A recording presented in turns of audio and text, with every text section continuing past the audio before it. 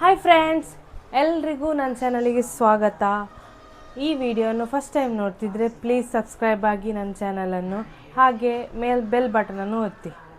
ನಾವೆಲ್ಲ ಮನೆಯಲ್ಲಿ ಬಿಸಾಡೋ ಕಲ್ಲಂಗಡಿ ಸಿಪ್ಪೆಯಿಂದ ಒಂದು ತಿಂಡಿ ಮಾಡ್ಬೋದು. ಅದು ಏನು ಅಂತೇಳಿ ಈ ವಿಡಿಯೋದಲ್ಲಿ ಹೇಳ್ತೀನಿ. ನೀವು ಈ ವಿಡಿಯೋನ ಪೂರ್ತಿ ನೋಡಿ, ಎಲ್ಲೂ ಸ್ಕಿಪ್ ಮಾಡಲಿಕ್ಕೆ ಹೋಗಬೇಡಿ. ಹೇಗೆ ಮಾಡೋದು ಅಂತೇಳಿ ನೋಡೋಣ ಬನ್ನಿ. ಕಲ್ಲಂಗಡಿ ಸಿಪ್ಪೆದು ಮೇಲ್ಗಡೆದು ಭಾಗನ ಹೀಗೆ ಪೀಲ್ ಮಾಡಬೇಕು. ಗ್ರೀನ್ ಕಲರ್ ಅದು ಏನಿದೆ ಅದನ್ನೆಲ್ಲ ಪೀಲ್ ಮಾಡಿ, ನೀಟಾಗಿ ಪೀಲ್ ಮಾಡಿ ಇಟ್ಕೊಳ್ಬೇಕು.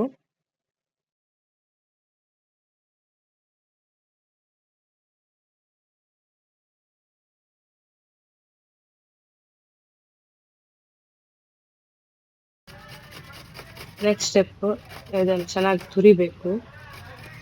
ಎಲ್ಲವನ್ನು ಒಂದು ಸಣ್ಣ ಇದರಲ್ಲಿ ತುರಿದ್ರೆ ಒಳ್ಳೇದು, ಯಾಕಂದ್ರೆ ಬೇಯಲಿಕ್ಕೆ ಬೇಗ ಆಗುತ್ತೆ. ಹಾಗೆ ತುರಿದಿಟ್ಕೊಳ್ಬೇಕು. ಇವಾಗ ಸ್ಟವ್ ಹಚ್ಚಿ ಆಮೇಲೆ ಪಾತ್ರೆ ಇಟ್ಟು 2 ಚಮಚ ತುಪ್ಪ ಹಾಕಿದ್ದೀನಿ. ಇದು ಚೆನ್ನಾಗಿ ಮೆಲ್ಟ್ ಆದ ನಂತರ ನಾವೇನು ತುರ್ಕೊಂಡಿಟ್ಟಿದ್ವಿ ಕಲ್ಲಂಗಡಿ ಸಿಪ್ಪೆದು ಅದನ್ನು ಹಾಕಿ ಚೆನ್ನಾಗಿ ಫ್ರೈ ಮಾಡಬೇಕು. ಹೀಗೆ ತುಪ್ಪದಲ್ಲಿ ಫ್ರೈ ಮಾಡೋದ್ರಿಂದ ಒಳ್ಳೆ ಫ್ಲೇವರ್ ಕೊಡ್ತದೆ. ಹಾಗಾಗಿ ತುಪ್ಪದಲ್ಲಿ ಈ ಥರ ಫ್ರೈ ಮಾಡಬೇಕು. ನೆಕ್ಸ್ಟ್ ಇದು ನೀರು ಬಿಟ್ಕೊಳ್ಬೇಕು, ಅಲ್ಲಿ ತನಕ ಫ್ರೈ ಮಾಡಬೇಕು. ಆಮೇಲೆ ಇದನ್ನು ಮುಚ್ಚಿಟ್ಟು ಬೇಯಲಿಕ್ಕೆ ಬಿಡಬೇಕು.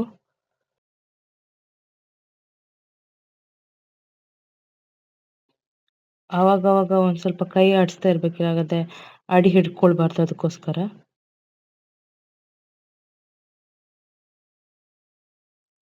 ಈಗ ಕಲ್ಲಂಗಡಿದ ನೀರೇನು ಬಂದಿದೆ ಅದು ಕೂಡ ಚೆನ್ನಾಗಿ ಅದರಲ್ಲೇ ಫ್ರೈ ಆಯಿತು ತುಪ್ಪದೊತ್ತಿಗೆ, ಅದನ್ನು ಚೆನ್ನಾಗಿ ಫ್ರೈ ಆಗಿದೆ. ಇವಾಗ ಇದು ಬೆಂದಿಲ್ಲ, ಅದಕ್ಕೆ ನೀರು ಹಾಕಿ ಮುಚ್ಚಿ ಚೆನ್ನಾಗಿ ದೊಡ್ಡ ಉರಿಯಲ್ಲಿ ಒಂದು 5 ನಿಮಿಷ ಬೇಯಿಸಿ, ಮತ್ತು ಸಣ್ಣ ಉರಿಗೆ ಹಾಕಿ ಒಂದು 1/4 ಗಂಟೆ ಬೇಯಿಸಬೇಕು. ಇದು ಬೆಂದರೆ ಮಾತ್ರ ರುಚಿ ಜಾಸ್ತಿ, ಹಾಗಾಗಿ ಇದನ್ನು ಚೆನ್ನಾಗಿ ಬೇಯಿಸಬೇಕು.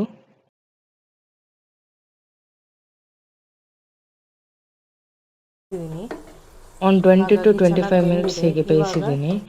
ಇದಾದ ನಂತರ ಇದೆಲ್ಲ ನೀರೆಲ್ಲ ಚೆನ್ನಾಗಿ ಆವಿಯಾಗಿದೆ, ಚೆನ್ನಾಗಿ ಬೆಂದಿದೆ. ಇವಾಗ ನಿಮ್ಗೆ ಎಷ್ಟು ಬೇಕೋ ಅಷ್ಟು, ನಿಮಗೆ ಸಿಹಿ ಅಳತೆಗೋಸ್ಕರ ತಕ್ಕ ನೀವು ಸಕ್ಕರೆ ಹಾಕಬೇಕು. ನಾನಿಲ್ಲ 6 ಸ್ಪೂನ್ ಸಕ್ಕರೆ ಹಾಕಿದ್ದೀನಿ.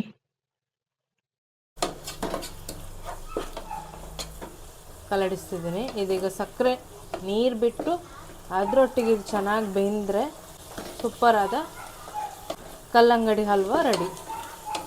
ಇದೀಗ ಸಕ್ಕರೆ ನೀರಾಗ್ಲಿಕ್ಕಾಯಿತು. ಅದಕ್ಕೆ ಸಣ್ಣ ಉರಿಯಲ್ಲಿ ಹಾಕಿ ಒಂದು 10 ನಿಮಿಷ ಸಣ್ಣ ಉರಿಯಲ್ಲೇ ಬೇಯಲಿ.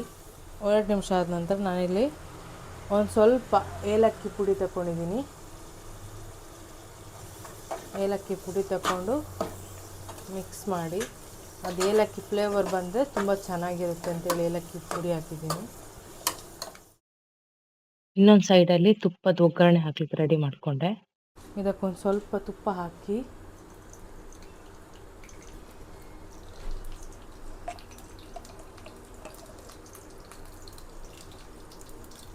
ಗೋಡಂಬಿ ಹಾಗೆ ದ್ರಾಕ್ಷಿ ಕೂಡ ಹಾಕ್ತಾಯಿದ್ದೀನಿ. ಗೋಲ್ಡನ್ ತನಕ ಫ್ರೈ ಮಾಡಿಕೊಂಡು ಎತ್ತಿಟ್ಕೊಂಡೆ. ಆಗ ಇದಕ್ಕೆ ತುಪ್ಪದ ಹಾಕ್ತಾಯಿದ್ದೀನಿ. ಗೋಡಂಬಿ ದ್ರಾಕ್ಷಿ ಹುರ್ಕೊಂಡೋದನ್ನು ಹಾಕಿ ಚೆನ್ನಾಗಿ ಮಿಕ್ಸ್ ಮಾಡಿ,